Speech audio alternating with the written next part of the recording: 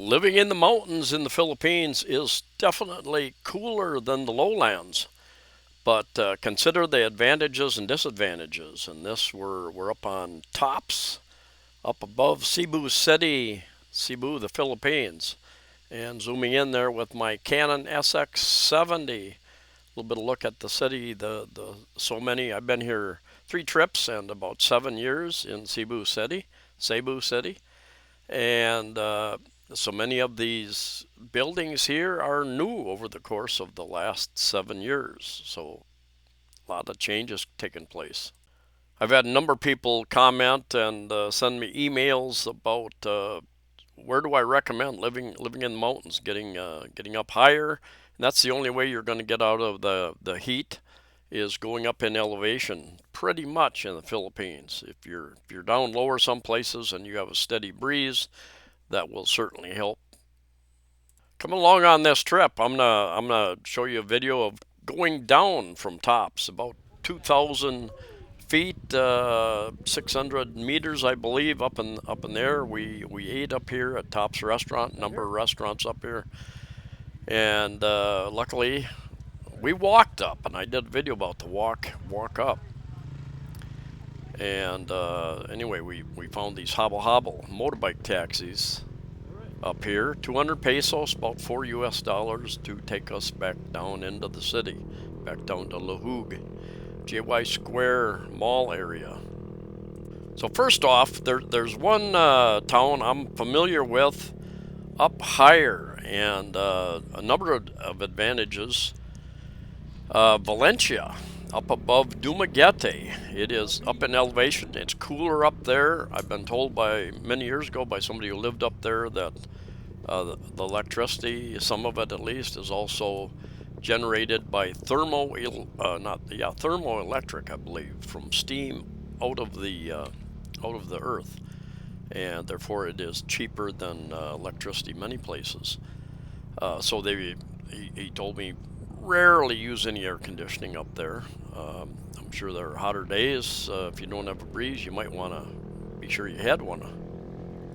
But like so many places you can live in the city, there are no malls. Now, I think Valencia has a grocery store. Somebody correct me.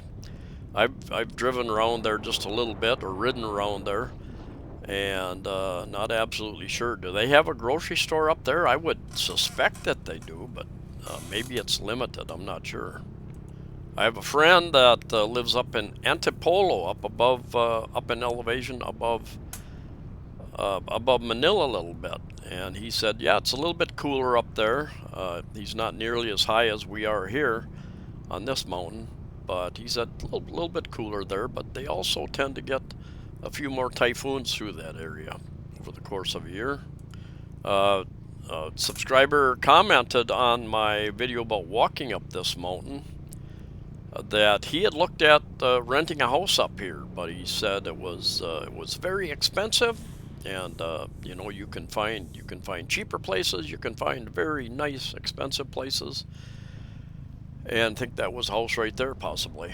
And you're going to want transportation. You've got jeepneys that run up and down here. This was a Sunday, very few jeepneys running. You got hobbles, but if you're going to go down into town to get once a month, twice a month, for various reasons, to get groceries, that vehicle has costs, of course, or if you're going to hire transportation.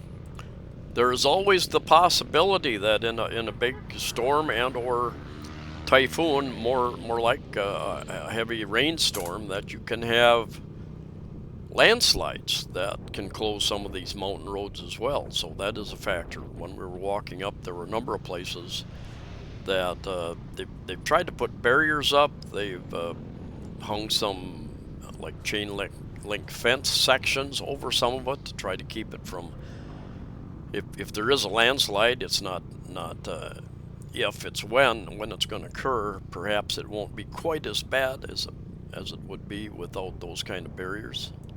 So I know, reading the news over the last 7 years, there's been a number of times where main roads going from Cebu, going from the east side of Cebu Island over to the west side have been closed because of landslides during heavy rains. So you could be cut off from places you would prefer to go. You might be able to go one direction or the other, or you might be blocked completely in both directions. Cell coverage was spotty up here. I know I've talked to a number of people who live, and they say, well, I've got to go down by the main road to get an internet connection, and then I download some videos to watch during the day. Then I go back to my house. A friend of mine from Leyte says he does that. Downloads the videos and then goes back to the house because there's no internet at the house, or if there is, very spotty. Now, the good news, I guess, is that we do have a new internet service, Starlink. Elon Musk put up thousands of satellites in Earth orbit and is offering internet service. And I've read a number of reports. People are starting to have it available here in the Philippines. Not sure of how widespread or how soon you can get the equipment. The equipment has a cost to it. And I've read from people in the U.S., RVers and such, they've got a number of different plans. And I think the plan here is going to cost right around 5,000. I need to do research, but so don't hold me to this, but around 5,000 pesos a month, about 100 U.S. And then if you're from some other country, different exchange rate, you can do the math. I will try to do some more research on that, but that is supposed to be a very, very reliable and high-speed internet connection if you want to spend that much for internet. And if you're up in the mountains, you might not have much choice. I know in the U.S. they recently increased the fees by a bit. I think I know I watched a couple of RVers, and they said I think their rate went from like 100 to 120 a month, U.S. dollars that is. Pickup truck broke down over there on the left side of the road going uphill. Maybe overheated or who knows what. Something I rarely see here, really surprised me. Very rare to see vehicles broken down here. And the only thing I can think is that they're not loaded up with all these pollution control devices. Last time my car broke down in the U.S., it was nothing wrong with the engine or anything else. It was a sensor. And the sensor said went bad, so shut the car down. First it slowed me down for a certain amount of time, enough to get off the road, I guess, and then just shut down. Said, no, you need to fix that. You need to get towed in. Go replace that sensor. You can see a little bit of a retaining wall there on the right side, but yeah, if that mountain decides to move, too much rain, whatever, it happens all over the world. I know many years ago up in Washington State, USA, side of a mountain came down and buried a lot of homes. So we all have different lifestyles, different goals, different budgets. Like I said, you could find a cheap place up here, live Filipino style, and that'd be fine. A lot of people are happy with that, or happy in rural communities around the world. Don't need the city, except for the rare trip into town to get needed items. Water would be another big concern for me. Is there reliable water source there? Is it a shallow well? Is it a deep well? We've had a drought here in the Philippines back in 2015, 2019, and during our rainy season. So a lot of our shallow wells, even in Cebu City proper, ran dry, and different communities had to wait for water trucks to come by, and they would say, yeah, we're going to be there at 10 in the morning, or a lot of times they would state, yeah, we're coming to this barangay, this village in the city at 2 in the morning or 3 in the morning. And they wouldn't show up on time. I guess the time before, the barangay before, maybe more people out there with containers to fill up, and took longer than they thought, or they got back to where they fill the water tank at, and there's a lineup of trucks waiting to fill up, perhaps. Number of reasons that could happen.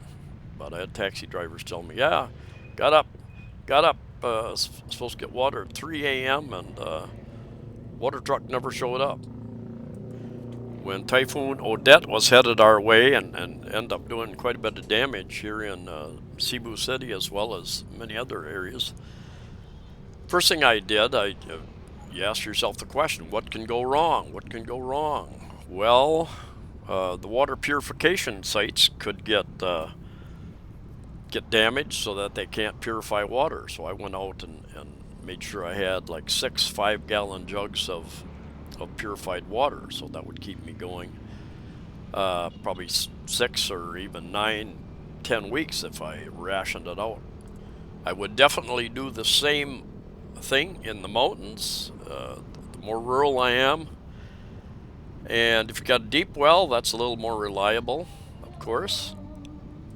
Power outages. Now, my experience, I've lived in 6 different places in a little over 7 years here in Cebu City, and I've had very few what they call brownouts. Basically, lose your electricity, and almost all of them have only lasted an hour or less. But there are places, I think Dumaguete, parts of Dumaguete anyway, in Negros, still experience regular brownouts for quite long periods of time. Not sure what the deal is there, but there are parts of the various provinces that experience more brownouts. So would you want a solar backup, battery backup, generator perhaps? A quiet generator so it doesn't drive you nuts running all day and night. About half of the condos I've lived in had full-time backup power. The other half had a backup generator, but it only worked in the common areas, like maybe it would run one elevator and lights in the hallways and lobby, but not in the individual units. So that might be important.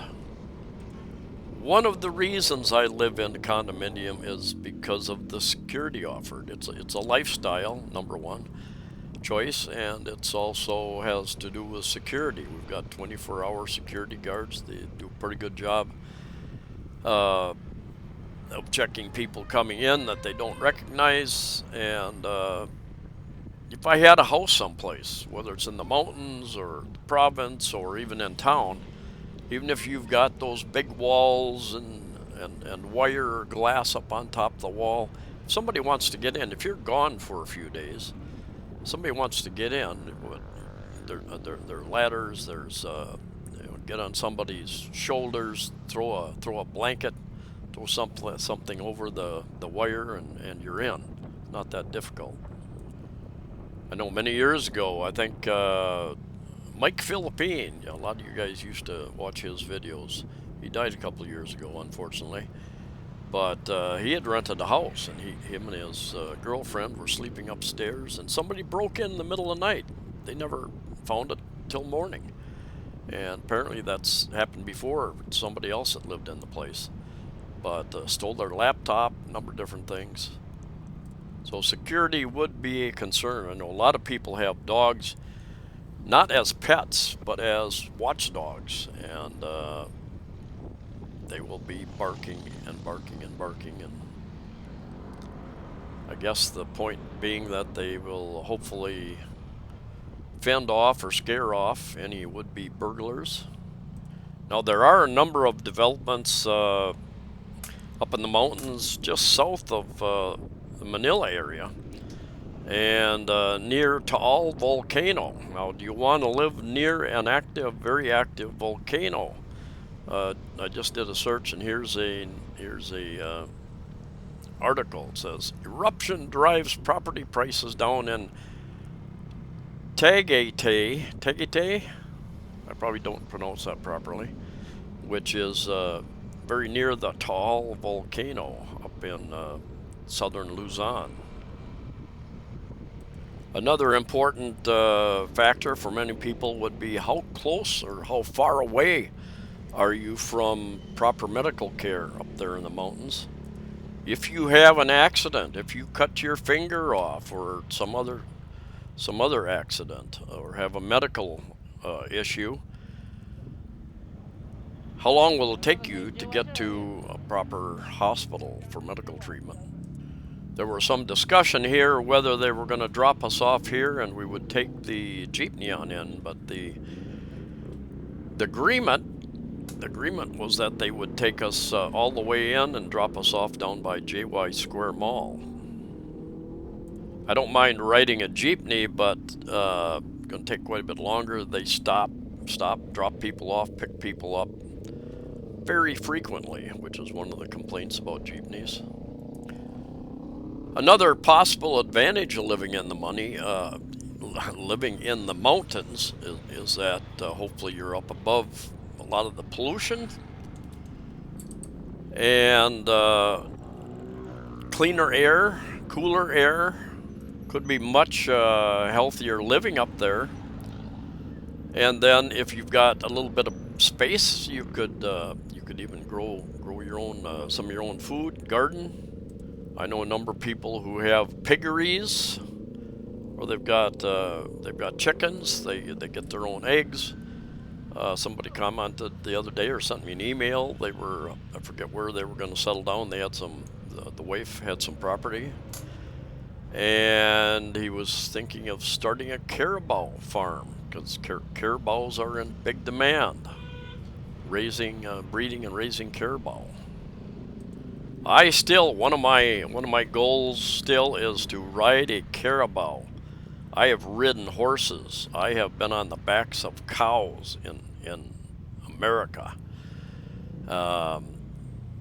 and around many animals. Grew up on a farm. I've gotten close to and even pet a couple caribous here, but when I mentioned to them that I might want to get on your back and go for a little ride, they give me that look like, yeah, right, try it, buddy. There were a few gave me that look before I got very close at all, and like, yeah, I dare you to come over and try to get on my back. Just back a ways. You know, we had the cooler temperatures up top, but you can feel them warming up.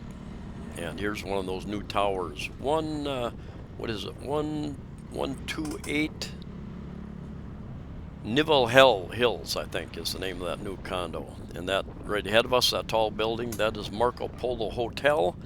And then they have several condominiums that are already occupied, new ones. An older tower one, and then I think they've got like 4 or 5 other towers down a little bit further down the road back in there. See them there briefly in the left. Is it quieter in the mountains? Well, it will really depend upon where you're living and who your neighbors are. I know I've been up in the mountains north of Cebu, or up a little ways in the mountains, and you could hear the boom, boom, boom. Somebody probably 2 kilometers away, a mile away, had some big boom box playing. Was it somebody's birthday or a barangay celebration, whatever it was? Just unbelievably loud how that traveled down the mountain. Roosters, everybody owns a rooster here. Rooster competition is a big sport here and in Puerto Rico. Still legal, probably some other countries. Number of restaurants off here to the right as well. Never been any time I've walked up or down here. Always been the middle afternoon, and I think most of them open for dinner, probably not for lunch. But even up this far, you get they've got some overlooks. You're still up a ways, and you can get some good views of the city. So really looking forward to getting some comments from some people who live in the province, and or especially if you live higher up, what your experience has been in the areas that you're in. It's always interesting. I get comments and emails about, hey, I'm living here and it's costing me this much, and they've got a pretty good situation. Um, some people, yeah, we built our own place, we own our own place, so I don't have monthly expenses. But you do or will have regular maintenance costs sooner or later, uh, not just on your property, your house. There's the Lahoog Market, and then JY Square just up ahead, and we're going to shut it down here briefly. So if you're still with me, thanks for coming along. Look forward to your comments. Subscribe if you haven't subscribed, and thumbs up always helps promote the channel as well. Anyway, see you next time.